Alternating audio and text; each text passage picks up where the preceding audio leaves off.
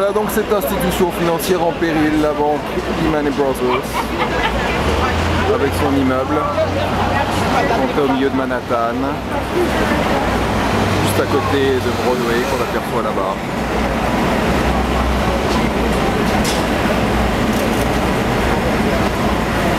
Vous le voyez aujourd'hui, les chaînes de télévision du monde entier, les chaînes américaines sont devant la banque pour voir ce qui va se passer, pour tenter de parler avec les employés.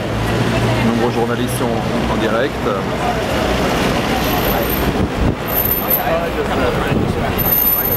Fox News ici, en direct devant cette institution. Donc 158 ans, on voit toujours sur la façade le nom de ses filiales à l'étranger, Francfort, Londres,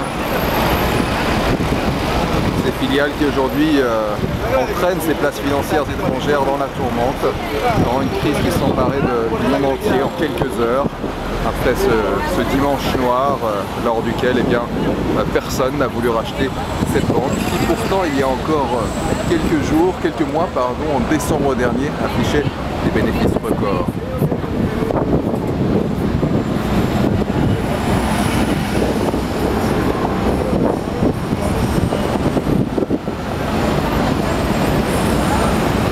On va s'approcher du bâtiment. On verra peut-être comme ce matin. Voilà, regardez, un employé qui sort avec son carton. Il refuse de répondre aux questions.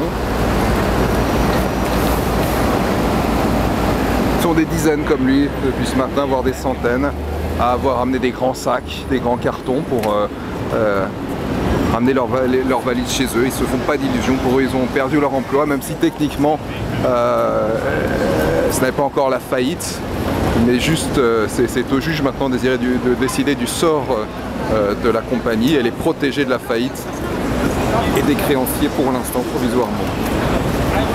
Vous voyez, c'est un peu la bataille pour chaque employé qui sort.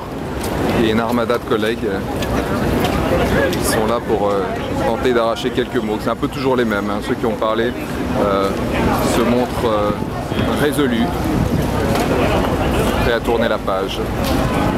Voilà, on est au pied de cette tour.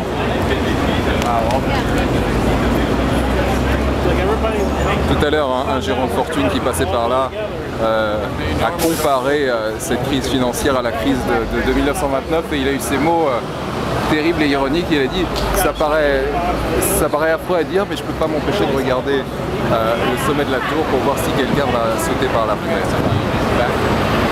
On n'en est pas là. Mais effectivement, aujourd'hui, c'est un sale coup pour la place financière new-yorkaise.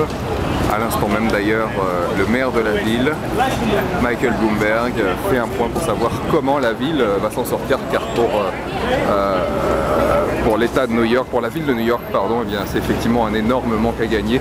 100 000 emplois perdus dans la crise des subprimes à l'échelle des États-Unis depuis le début de l'année, et encore 50 000 sans doute ce week-end entre le rachat de Merrill Lynch et cette faillite de la banque Lehman Brothers.